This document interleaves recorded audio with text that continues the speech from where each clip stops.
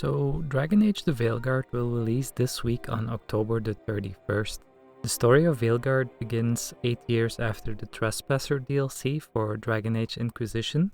In this single-player RPG set in the Dragon Age universe, we will unite with our companions to form the Veilguard and defy the gods. I wanted to share some of the reasons with you why I am looking forward to playing this game. So first, the story. Continuing the story, building on the rich lore. I am the type of person who really likes to dive deep if it comes to lore. Questions that occupy my thoughts while playing, like how was this world created? Where are we on the timeline? How does this event connect to the history? There's a few games that do this really well. Lothro, obviously, and Elder Scrolls come to mind, but so does the Dragon Age universe.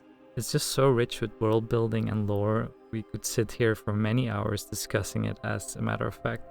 There are some good YouTube channels out there that go into the lore, and I personally really like Gildertallen and the Lore University. Check them out if you want to know more. Now, if you haven't played any of the previous Dragon Age games before, do not worry. The devs have said that you can play the Veilguard as the first game in the entry. So for me personally though, as a sequel to Dragon Age Inquisition, I am curious to find out where the story will take us. The main character, referred to as Rook. Of course, how our Rook turns out will depend largely on how we shape the story based on our decisions and how we create our character.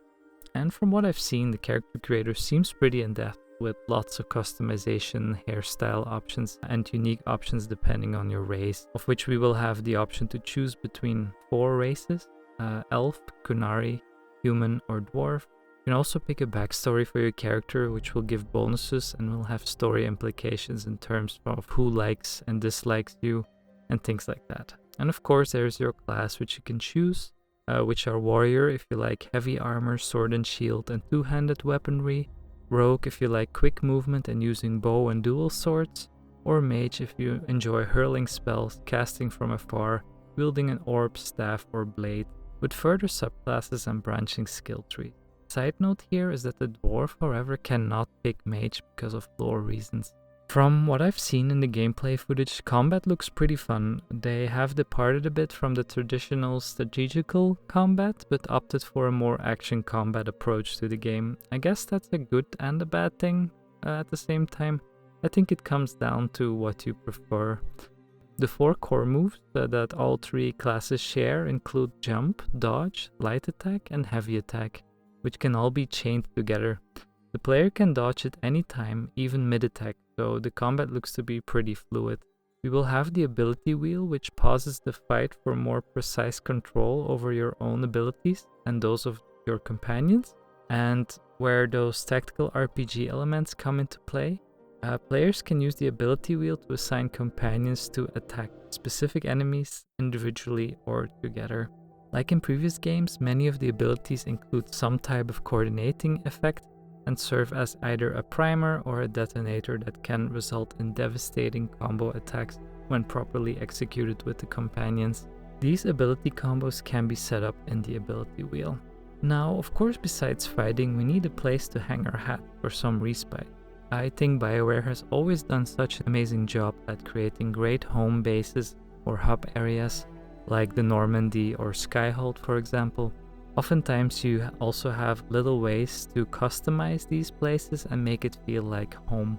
I would sometimes just boot up a game to hang out in my personal quarters and do things around the house or study. I am very curious what it will be like in this game. I know it's called the Lighthouse, but other than that I don't want to spoil anything for myself or you. In traditional BioWare style, in this area you hang out in between exploring or fighting, and this is where a lot of dialogue occurs between you and your companions. And this is perhaps the biggest reason for my excitement, is those interactions with the companions. I really look forward to meeting them and getting to know their backstory and to build a connection and help them out. Oftentimes there is also really interesting friendship or even rivalry depending on your choices. And of course romance, if previous games are any indication, these have always been very memorable. Also, for those interested, there is an official podcast released in 8 parts called Dragon Age Vows and Vengeance, which will provide backstory for your companions. It's actually really good and has really high production value. comes a new tale. Nadia Carcosa, wanted by Tevinter authorities for crimes of theft, high treason, and murder. Who the hell is Nadia Carcosa? So, what's the mark? The Eye of Cthiska. What in the world is the Eye of Cthiska?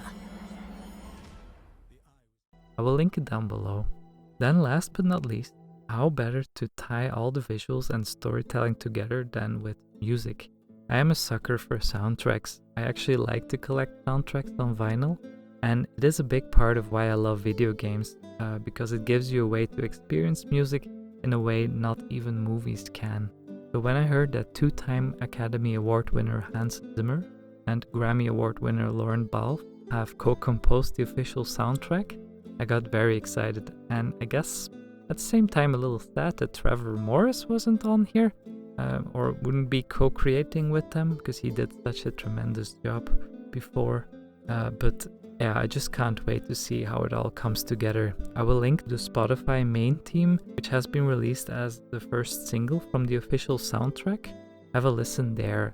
The more I replay it, the more I am liking it. There's a real sense of increasing urgency in this theme, and it's quite foreboding what will happen. With this, I will continue listening to lore podcasts before the release of the game Thursday. I will be playing on PS5. But what about you?